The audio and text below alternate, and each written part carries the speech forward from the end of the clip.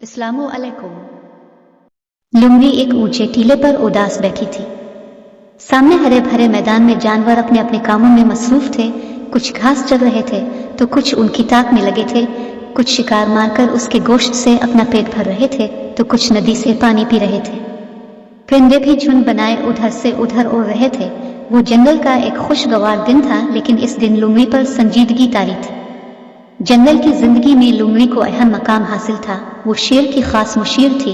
शेर हर काम उसके मशवरे से करता था। तमाम जानवर इसके साथ इज्जत से पेश आते थे और दिल से इसकी अक्ल को सराहते थे, लेकिन वो अपनी इस हैसियत से खुश न थी और अपने इस किरदार से तंग आ चुकी थी।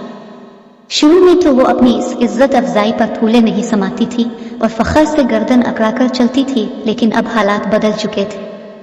दरअसल जब वो दूसरे जानवरों को एक दूसरे से हंसी मजाक करते, बेवकूफाना बातों पर कहकहे लगाते, बेमकसद घास पर दौड़ते और लूटे लगाते देखती तो आह भर कर रह जाती। इसका भी दिल चाहता था कि लतीफों पर दिल खोलकर हंसे, घास पर लूटे लगाए, रीछ के लंबे लंबे बाल नोचकर भाग जाए, लेकिन जब वो ऐसा कुछ करना चाहती तो दूसरे जानवर हैरत से इसे देखने लगते और वो शर्मिंदा हो जाती। कुछ वाकयात ने इस जानवरों की नजरों में ऐसा बना दिया था कि वो इससे ऐसी छोटी बातों की तवक्को नहीं करते थे। हालांकि वो खुद को दूसरे जानवरों की तरह ही समझती थी। यहाँ तक अपनी अक्ल और चालाकी को भी अहमियत न देती थी, जो जंगल के साथ साथ इंसानी आबादियों तक में इतनी मशहूर हो चुकी थी कि होशियार आदमी को लुमड़ी की तरह चालाक का खिताब दिया जाने लगा था। जब वो इन वाकयात पर नजर दौड़ाती जिनकी वजह से उसे यह मकाम हासिल हुआ था, तो सर पेट कर रह जाती से इनमें अक्ल का अमल दखल कम, मौका से बरवक्त फायदा उठाना और दूसरों का अहमकाना रवैया ज्यादा नजर आता। मसलन वो वाकया जिसमें उसने शेर और भेड़िए के साथ मिलकर 3 शिकार किए, और जब शेर ने पूछा कि तकसीम किस तरह की जाए और भेड़िए ने पहले जवाब देकर अपनी जान गिनवाई थी, तो लुमड़ी ने फौरन सबक सीखा और 3 शिकार शेर के हैं कहकर अक्लमंदी की सनद हासिल की। हालांकि अगर ये सवाल शेर पहले इससे पूछ लेता तो वो भी भेड़िए वाला जवाब देती। इसी तरह जब एक दिन उसने एक कौवे को पनीर का टुकड़ा मुंह में दबाए देखा तो इसका जी ललचाया। यहाँ उसने महज कौवे की खुशामद ही की थी। अब वो कौवा ही इतना बेवकूफ था कि जरा सी तारीफ पर फूले नहीं समाया और पनीर का टुकड़ा लुमड़ी ने मजे ले लेकर खाया। चंद वाकयात ऐसे भी थे जिनमें उसने मुनी की खाई, लेकिन वहां किसी जानवर के मौजूद न होने की वजह से इसकी इज्जत बनी रही।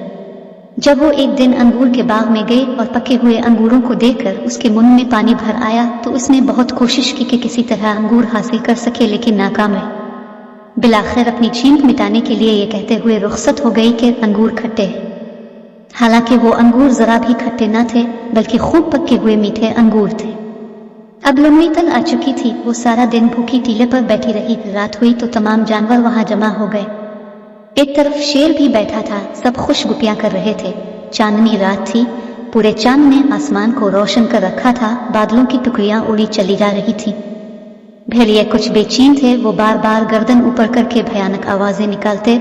शेर नाराज होकर उन्हें घूरता, लेकिन इसका पेट भरा हुआ था, लिहाजा नजरअंदाज कर देता। बातों के दरमियान जानवरों में बहस छिड़ गई कि चांद हरकत कर रहा है या बादल। सब आसमान की तरफ नजर उठाए अंदाजा लगाने की कोशिश कर रहे थे। कुछ का ख्याल था कि चांद हरकत कर रहा है, जबकि कुछ जानवर बादल के हक में थे। उनकी बहस बढ़ते बढ़ते झगड़े में तब्दील होने लगी तो शेर को गुस्सा आ गया। वो जोर से बोला, सबको सांप सूंघ गया। तुम लोग कौन होते हो फैसला देने वाले? ये तो दाना का काम है। सबकी नजरें लुमड़ी की तरफ घूम गईं। एक बार फिर गेंद लुमड़ी के कोर्ट में आ गिरी थी। इसका गुस्से से बुरा हाल था। इसे बिल्कुल पता न था कि क्या चीज हरकत कर रही है। फिर इसे ख्याल आया ये अच्छा मौका है, ऐसा जवाब दिया जाए जो अहमकाना हो ताकि आइंदा के लिए इसकी जान छूट जाए। वो बोली, वो भाइयों और बहनों, अगर चांद रुका हुआ है तो बादल चल रहे हैं, और अगर बादल रुके हुए हैं तो चांद चल रहा है। किसी की भी समझ में इसका ये बेतिका जवाब न आया, लेकिन ये अल्फाज एक ऐसे जानवर के मुंह से निकले थे जिससे वो अहमकाना जवाब की तवक्को नहीं रखते थे। चुनांचे सबने वाह शुरू कर दी। इनमें शेर भी शामिल था। लुमड़ी खामोशी से उठी और नामालूम मकाम की तरफ रवाना हो गई।